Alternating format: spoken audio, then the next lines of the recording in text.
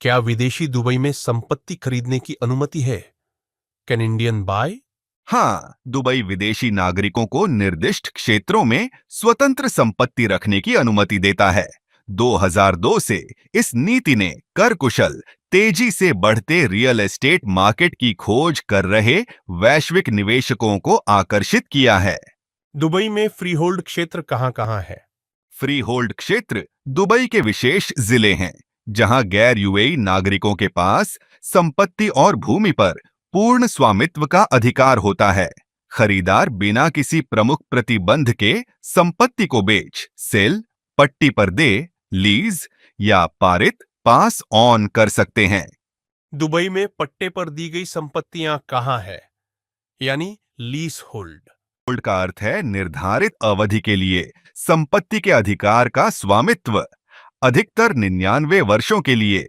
उस अवधि के बाद स्वामित्व मूल फ्री होल्डर के पास वापस चला जाता है।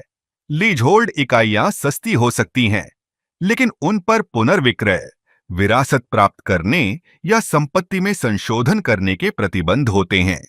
भूमि लेन देन पर दुबई भूमि विकास, दुबई लैंड डेवलपमेंट डीएलडी की फीस कितना? दुबई की भूमि विभाग सामान्यतः संपत्ति की बिक्री मूल्य का 4% स्थानांतरण शुल्क के रूप में वसूल करता है। यह एक बार का भुगतान संपत्ति को खरीदार के नाम पर पंजीकृत करता है। सामान्यतः इसे खरीदार द्वारा भुगतान किया जाता है, लेकिन यह कभी-कभी बातचीत योग्य भी होता है। ऑफ प्लान परियोजनाओं के विकासकर्ता या इन्वेस्टो आईएनके कभी-कभी खरीदारों को आकर्षित करने के लिए इस शुल्क को माफ करने के प्रचार चलाते हैं। क्या दुबई में संपत्ति खरीदते समय कोई अतिरिक्त या छिपी हुई लागत होती है? एजेंसी कमीशन 2 से 5%, ट्रस्टी स्थानांतरण कार्यालय शुल्क, कानूनी कागजात को कवर करने के लिए एक निश्चित राशि, बंधक यानी आई फाइनेंसिंग प्रॉपर्टी 0.25% आरण का, पंजीकरण शुल्क, सोसाइटी के वार्षिक सेवा शुल्क, डेवलपर प्रशासन शुल्क, ऑफ प्लान सौदों में कोई आपत्ति प्रमाण पत्र एनओसी, शुल्क या अन्य प्रशासनिक लागतें शामिल हो सकती हैं। क्या गैर निवासियों को दुबई में बंधक आरण प्राप्त हो सकता है? हाँ, कई यूएई बैंक गैर निवासियों को बंधक आरण प्रदान करते हैं। हालांकि शर्तें अधिक कठोर हो सकती हैं, जैसे अधिक अग्रिम भुगतान या ब्याज दरें। आवेदकों को आमतौर पर एक वैध पासपोर्ट, आय का प्रमाण और अच्छा क्रेडिट स्थिति दर्शाने की आवश्यकता होती है। एक विश्वसनीय एजेंट कैसे ढूंढे? इन्वेस्टो इंक दिल्ली कैसे भारतीयों और एनआरआई को बिना किसी परेशानी की प्रक्रिया में मदद करता है? हमेशा एक प्रतिष्ठित एजेंट की तलाश करें जो आपके घर को खरीदने में आपकी सहायता करेगा, जो प्रक्रिया की जांच करेगा और लेन देन को पारदर्शी बनाएगा। यहां तक कि बिल्डर भी धोखा नहीं दे सकेगा। दुबई में कई एजेंट हैं, लेकिन इन्वेस्टो इंक दिल्ली से है, जो दुबई में एक प्रमुख रियल एस्टेट एजेंट है और दुबई के शीर्ष बिल्डरों के साथ कई लेन देन पूर्ण कर चुका है, साथ ही कई सफल निवेशकों के साथ, जो आपको एक अतिरिक्त लाभ देगा। दुबई में संपत्ति खरीदने के क्या लाभ है, यूरोप और अन्य एशियाई शहरों की तुलना करते हुए?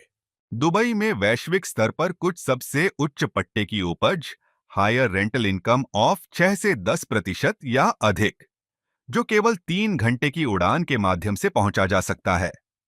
यहां संपत्ति कर या पूंजीगत लाभ कर नहीं है, जो इसे एक आकर्षक निवेश स्थल बनाता है। संपत्ति निवेशक अपनी निवेश मूल्य के अनुसार गोल्डन वीजा जैसे निवास वीजा के लिए योग्य हो सकते हैं, जो आपको काम करने, नियुक्त करने और अपने परिवार के सदस्यों को दुबई आने के लिए प्रायोजित करने की अनुमति देता है।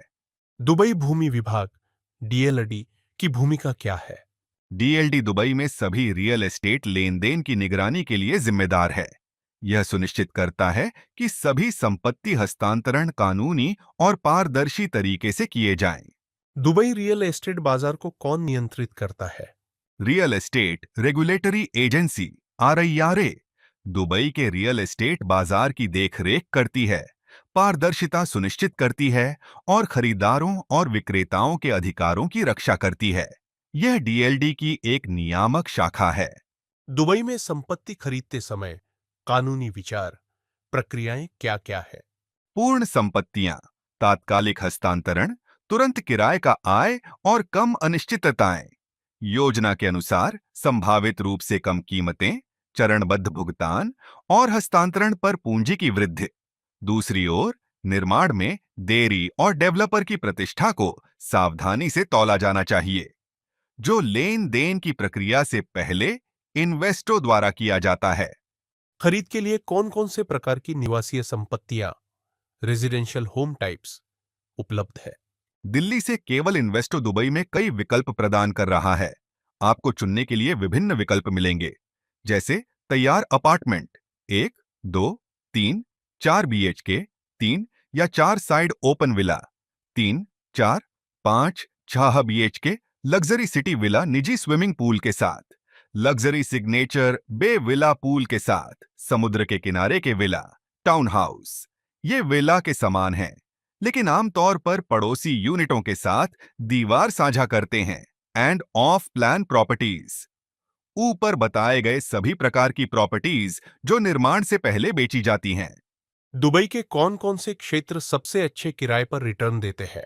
दुबई मरीना, बिजनेस बे और जुमेराह, विलेज सर्कल JVC जैसे जिलों में अक्सर 6 से 10% या उससे अधिक का किराए का लाभ मिलता है।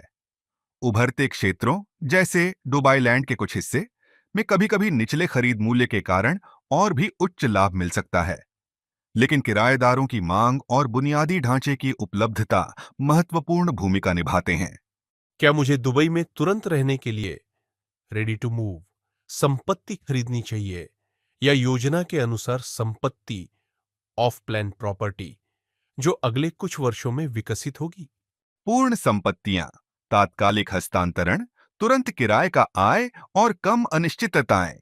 योजना के अनुसार संभावित रूप से कम कीमतें, चरणबद्ध भुगतान और हस्तांतरण पर पूंजी की वृद्धि। दूसरी ओर, निर्माण में देरी और डेवलपर की प्रतिष्ठा को सावधानी से तौला जाना चाहिए। जो लेन देन की प्रक्रिया से पहले इन्वेस्टो द्वारा किया जाता है। क्या दुबई में संपत्ति का मालिकाना हक रखने से निवास वीजा मिलता है? यह कर सकता है, लेकिन हर संपत्ति के लिए स्वतः नहीं। दुबई सरकार संपत्ति से जुड़े वीजा पेश करती है यदि आपका निवेश एक विशिष्ट मूल्य सीमा को पूरा करता है और पूरी तरह से किया गया है, जैसे 10 साल का गोल्डन वीजा जिसमें 2 मिलियन दीनार प्लस निवेश शामिल है।